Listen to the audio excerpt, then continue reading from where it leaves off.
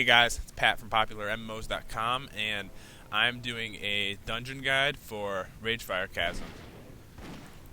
And I'm going to try to make this guide as easy as possible for you guys, because I've came into dungeons before not knowing what I was doing and asked people for little help, tell me the boss fights and stuff. And they always come up with a really long explanation. And sometimes by the time you're fighting the boss and you're part way into it, you can't even remember exactly what you have to do. So I'm going to try to make things really simple for you guys. And since this is the first dungeon in the game, it is worth mentioning to stay behind the tank and let the tank pull the monsters, and don't do what you've pretty much seen everyone do so far in the dungeon, is pull all the monsters before the tank gets it. And at this level, it's probably okay for them to do that, but once you get to a higher level, if you're used to doing that, it's actually going to cause deaths in the party. And one of the things you want to do right when you enter the dungeon, now that they have a map for all dungeons, you want to open it up and take a look. And as you can see, there are 4 bosses in this dungeon. And this is the first dungeon in the game, so it is pretty easy. And I'm going to show you guys if there's any specific pulls you have to worry about, or the boss fights, exactly what you should be doing in them. And I'm actually not going to show you guys the exact full dungeon. I might cut out a couple times, because what I don't want to do is show you the full dungeon when there's not really much for me to say in certain parts, because once I show you a pull one time, it's the same pull over and over again, so there's no point in really keep mentioning it over and over again. So as you can see right in front of me is the first boss over there. And I guess the only thing you'd want to worry about is just not to pull too many monsters at the same time if you're the one tanking, or if you're DPS, you just want to make sure that the tank is the one that has aggro on the monsters. So it's pretty simple. And this is the first boss, and you're going to have to pull him with these monsters over here.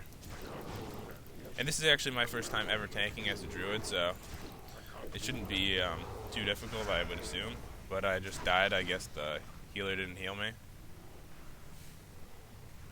And at these low levels, stuff like that is going to happen. Some people, they've never healed before. Other people have never tanked before. And if I may have been moving a little bit too quickly or whatever, you have to make sure that you know where the healer is and stuff like that, because that could have been what happened. I really didn't notice for sure. If you are concerned about getting bad groups, it's really mostly going to happen at the low levels. By the time you're at the higher levels, most of these players that are just pulling everything and doing crazy stuff they're either going to stop doing dungeons or just stop playing in general, because there are a lot of rude players in games like this, so it is helpful to know what you're doing.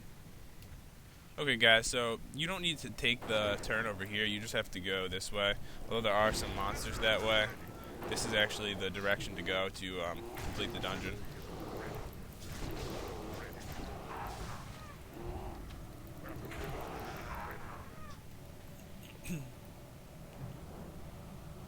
And as you can see, there are lots of people just attacking monsters all over the place, so this isn't going to happen every time you're in a dungeon.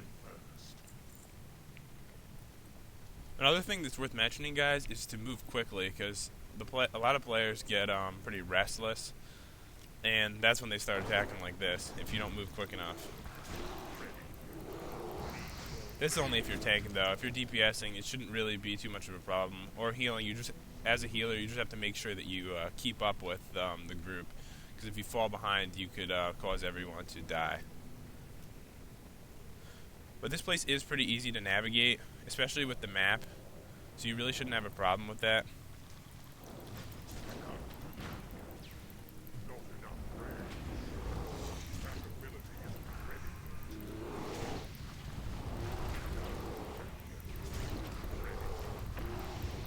Once you get into this room, the groups of monsters are a little bit bigger, but they're really not any more difficult.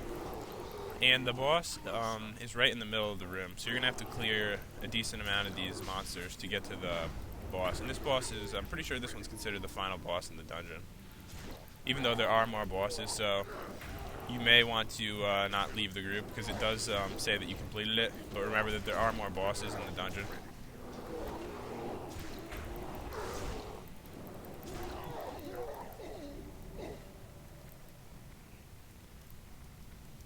Alright, so this is considered the last boss, but it's really the one you're going to be fighting second. This boss is fairly easy. So it shouldn't really be too much of a problem. I mean, as tank, you kind of just want to just hold on to the boss, and that's really your only main concern. DPS, just have to DPS it down as quick as possible.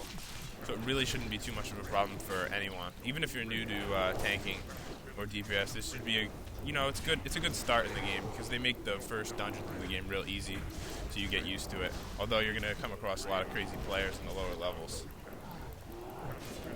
So as you can see, it says completed the dungeon, but there really are other bosses, and that's why it's real important to check your map. If you check your map, you see there's 2 more bosses right over here. So that's where we're going to go next, assuming no one leaves the group. And it is important to make sure everyone's following you if you're the one tanking, just in case, the healer doesn't fall behind. Because as you can see, the healer's standing right over there, and some people are attacking the monsters. So I actually like to make sure that something like this doesn't happen by checking exactly where the healer is and stuff like that. Because this group really shouldn't have been pulled until the healer was a little bit closer. But at this level, it's pretty safe. It's pretty easy to avoid death. And someone did leave the group now, but it really shouldn't be a problem as long as you still have the healer. You should be able to keep going. The most concern is just making sure that everyone stays together in the group. At a higher level, if people were pulling before I got there, it would cause a lot of wipes, and that's really what you just have to make sure of. Because there really isn't too much difficulty at this level. Well, there are small things like that, and this is really the best spot in the game to learn how things work. And that's why it's real important to start doing dungeons at a low level, because if you start at a higher level, you're really not going to know exactly what you're doing, and that's going to be the problem, and it's going to cause a lot of groups to kick you out of them, because you can't kick players out of the groups. Okay, guys, so there's another boss right over here. This will be the 3rd boss in the dungeon.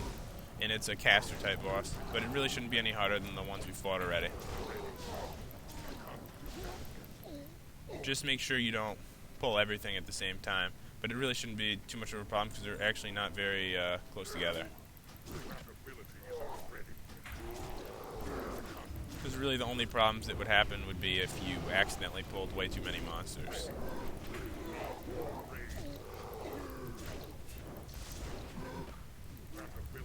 And as you can see, this really isn't too much of a problem as long as the group's together, and we are missing 1 player because they left after we completed the dungeon, and there still isn't a problem. It should be easy to be able to keep on going, guys.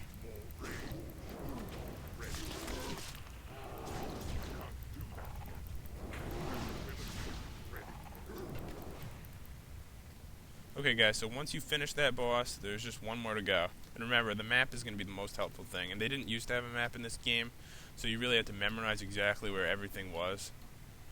So this should be easy to find where to go next. Just make sure, as you can see right now, the healer and everyone's behind me. Just make sure that everyone is with you by the time you pull some monsters if you're the one tanking. So guys, if you just keep following the path, the last boss should just be right ahead. You can't really get lost here. It should be fairly easy to find the way. And you can see right here, he's right in front of us after this last pack. And that's going to be the last the last boss in the dungeon. So as you can see, this dungeon really isn't too difficult. If you just follow some pretty simple directions, it shouldn't be much of a problem at all.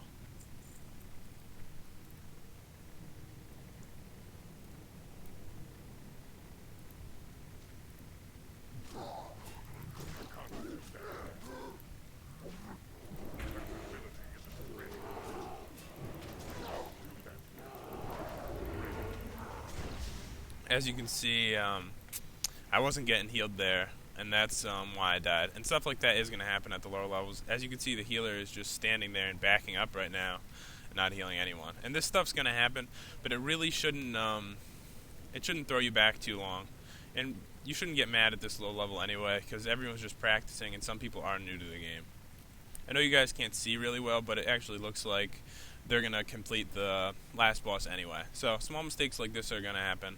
But, you'll overcome them and players will get better. So anyways, guys, I hope that this guide helps you with this dungeon, and to subscribe to my channel and check out PopularMMOs.com. See you guys.